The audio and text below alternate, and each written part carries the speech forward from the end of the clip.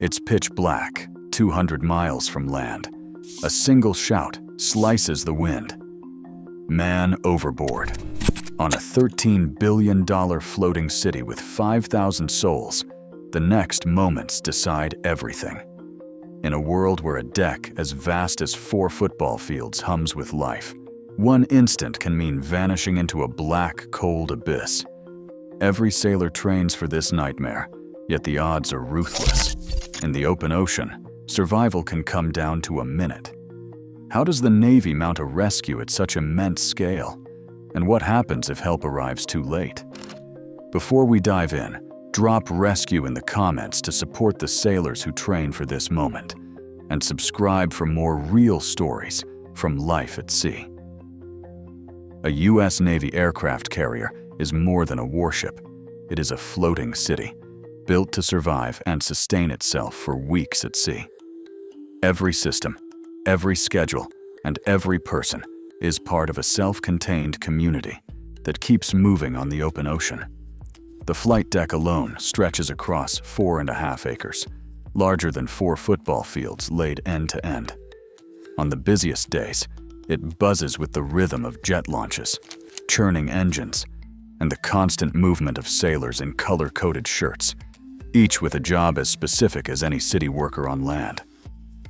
Below that steel runway, entire neighborhoods unfold. Berthing spaces line the decks, stacked with bunks for thousands. Corridors thread between watch stations, workshops, and storage rooms. Life aboard is compact, shared, and constantly in motion. The galley operates around the clock, serving 15,000 meals every day, enough to feed a small town 3 times over. Cooks and stewards plan menus, cycle supplies, and turn raw ingredients into food that fuels long watches and sudden missions. Meals are more than calories here. They are morale, routine, and endurance. A water plant deep inside the hull turns seawater into 400,000 liters of fresh water every day, supplying every shower, every cup of coffee, every load of laundry.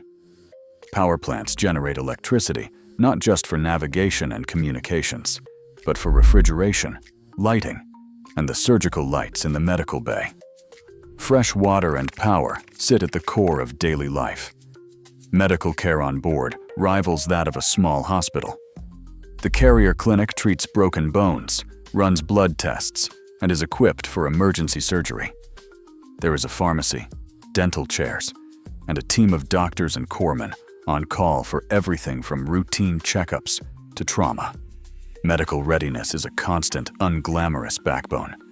The city's waste disappears through a maze of compactors and incinerators, while supply teams track bolts, bandages, and rations with the precision of a logistics hub. Every item is accounted for, because at sea there are no doorstep deliveries and no second chances. Logistics. Here is meticulous and relentless. Every system is designed for endurance. The ship carries food, fuel, and supplies to remain at sea for weeks without resupply. In the heart of the galley, Chief Petty Officer Ramirez starts his shift before dawn, cracking eggs by the hundred and slicing through crates of produce. He's worked this kitchen for nearly a decade. We feed everyone, pilots, deck crew, even the captain. If the food stops, the ship stops, he says. This floating city is always ready to pivot from routine to emergency. The same kitchens that serve comfort food during a long deployment can shift to high-calorie meals for exhausted rescue teams. The same water and power systems that support daily life can be redirected to floodlights, radios, and medical gear in an instant. Every corridor, every compartment, every hand on board is part of a living system built to endure the ocean's demands and to respond when a single life is at risk. In a place where everything is scaled up, deck space, daily routines, even the stakes, a sudden crisis does not just test equipment, it calls on the entire city to act as one. It's pitch black, 200 miles from land. A single shout slices the wind. Man overboard. On a $13 billion floating city with 5,000 souls, the next moments decide everything. Before we dive in, drop rescue in the comments to support the sailors who train for this moment, and subscribe for more real stories from life at sea. Night on a carrier can feel endless. The wind whips across the deck, drowning out footsteps and voices. Most sailors who go overboard do so during routines, walking back from night watch, carrying gear in a storm, or doing maintenance near the rails. Fatigue and darkness blur the line between safety and danger. One misstep, one slick patch of steel, and a sailor is gone. The fall itself happens in silence. There is no warning, just the sudden absence of solid ground. The body reacts before the mind can catch up. The ocean is colder than expected, even in warm latitudes. Training calls it the cold shock response. The first breath is a gasp, sharp and uncontrollable. Water presses in, stealing heat and making every movement harder. Hands go numb in seconds. Muscles seize. Panic threatens to take over, but survival depends on fighting it. A survivor once described it this way: the water is black. You don't know if anyone saw you. Every wave, you hope it's a boat. You hear a helicopter, you want to scream, but your throat is raw. On a ship the size of a city, the odds of being spotted depend on luck and vigilance. Sometimes a lookout catches the splash, or a shout cuts through the noise. Other times a missing sailor is not noticed until a muster reveals someone is short. The difference between being seen and being missed is measured in seconds. In aviation-related incidents, nearly half of those who fall from carriers do not survive. The numbers are stark. If detection is delayed, hope fades fast. The 2017 USS Nimitz case left a lesson written in the ship's log.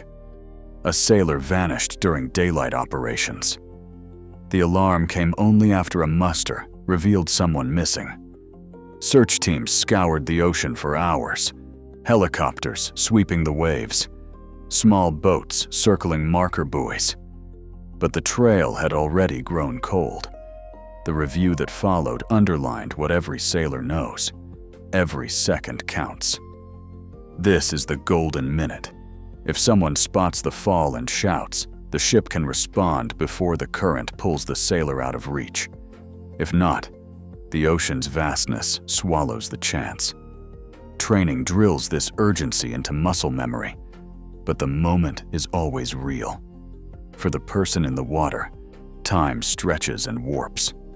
Survival hangs on the hope that someone, somewhere, saw them disappear. A single voice breaks the routine and shouts, "Man overboard! Starboard side!" The shout is sharp, unmistakable, designed to cut through wind, engines, and the everyday noise of a ship with 5,000 people. Training forces the witness to keep eyes locked on the spot, arm outstretched, finger pointing, refusing to let the darkness swallow the sailor. Others echo the call, spreading it up and down the deck, across catwalks, into the bridge. Every second matters. Man overboard. The bridge team reacts without hesitation. The officer of the deck repeats the alarm over the ship public address system. Man overboard, starboard side. This is not a drill. Simultaneously, the general alarm sounds, a continuous ring, while 3 long blasts from the ship whistle signal danger to everyone, even those deep below decks. The carrier internal systems record the moment. Public address. On the console, the bridge logs the exact time and location, activates the Man Overboard button on the GPS console, and writes the coordinates in the ship log. If technology fails, a backup method kicks in. Manual plotting with radar and bearings, redundancy built into every step. Everything is documented and shared.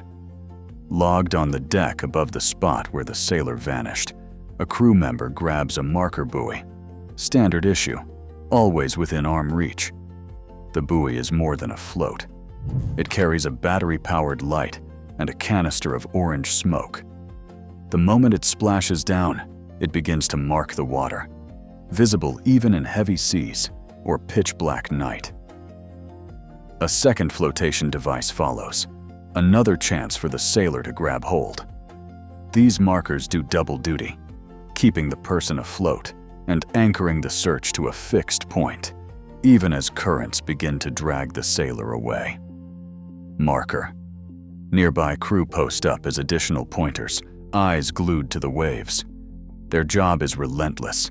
Never lose sight, never look away, not even for a moment. In some cases, the bridge sends extra lookouts to the rails, all trained to scan the water and call out any sign, movement, a hand, a flash of light. Never. Inside the bridge, every action is recorded. The officer of the deck confirms the side and position, relays the information to all departments, and ensures that every event, every sighting, every marker thrown, every alarm sounded is recorded in real time. This is more than paperwork.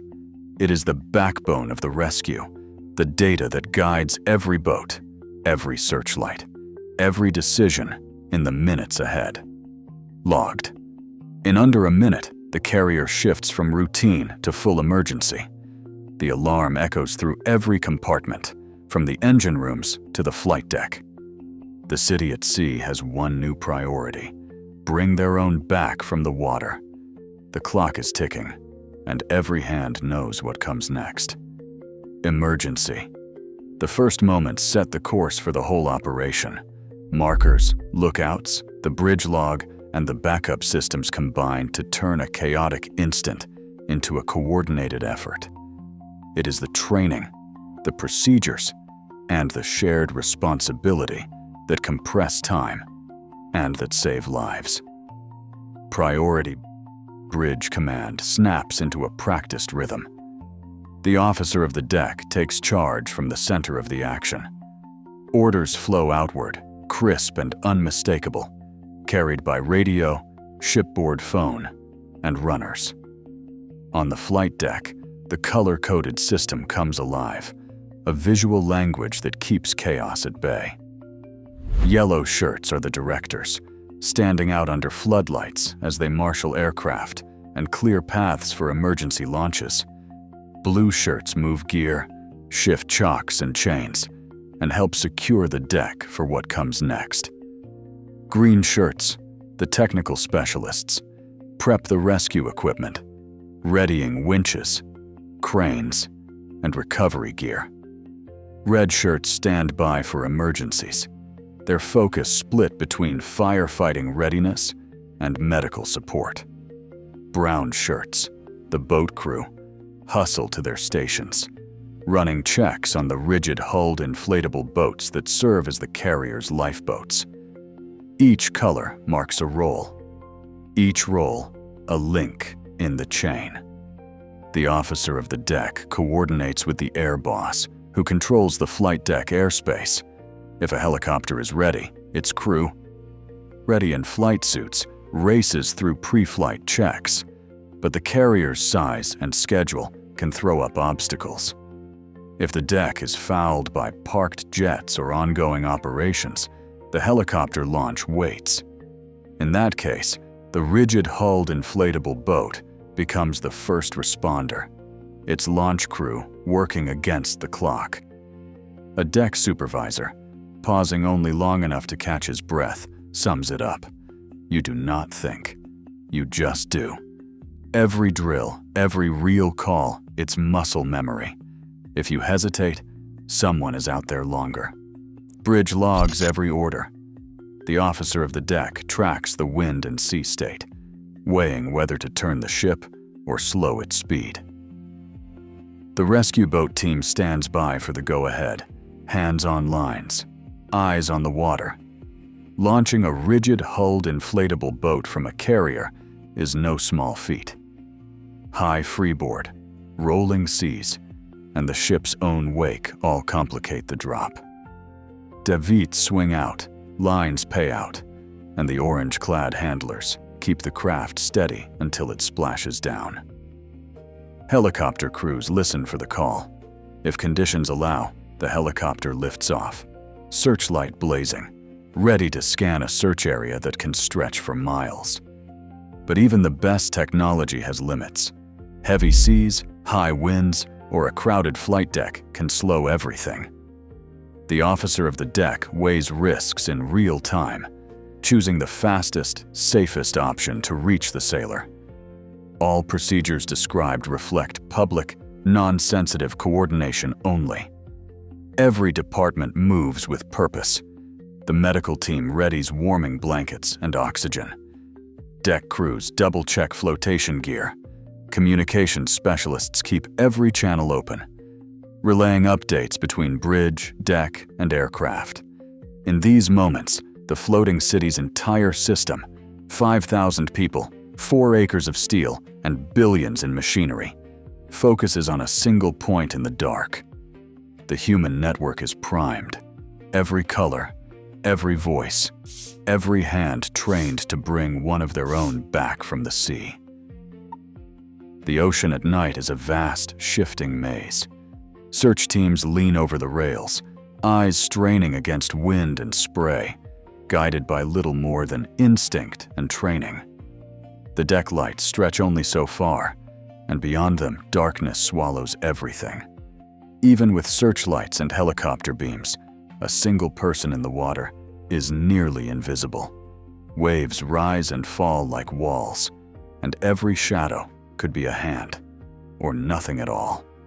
Night vision goggles and infrared scopes cut through some of the gloom, but salt spray and rough seas blur the outlines, and the ocean cools a body's heat signature in minutes.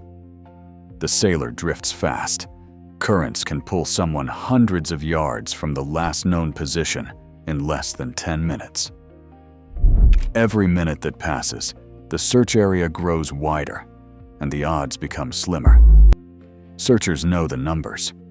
Nearly half of all sailors lost overboard from carriers during flight operations do not survive.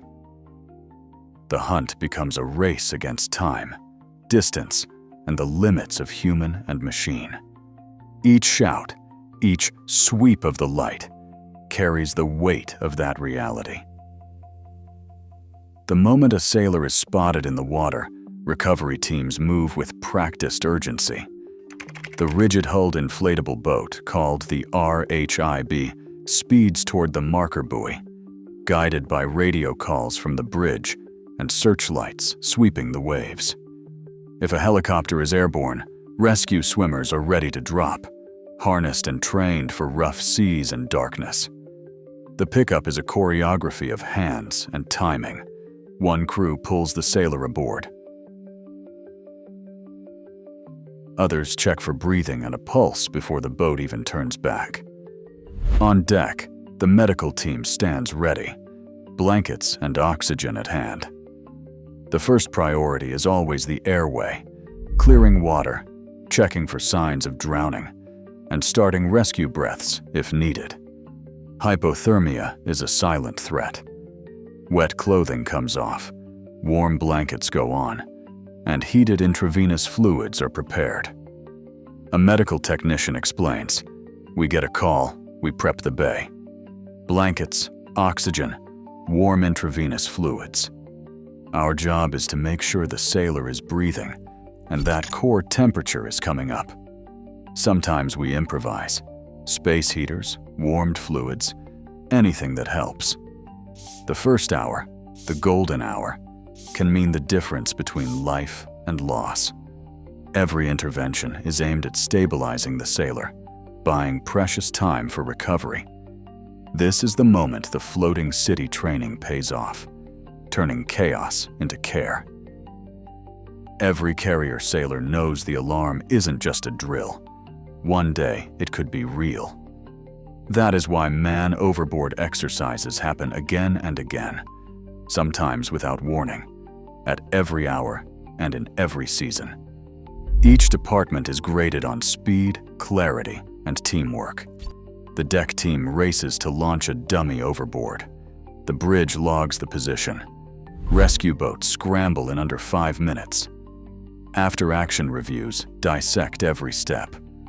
If a pointer hesitated or a call was missed, it is corrected on the spot. The lessons are blunt. Hesitation costs time, and time can cost lives. Technology keeps evolving. Some carriers trial wearable beacons, small transmitters that trigger an alarm the instant they hit salt water. But even the best tech is only as strong as the crew's vigilance. One drill participant summed up the mindset.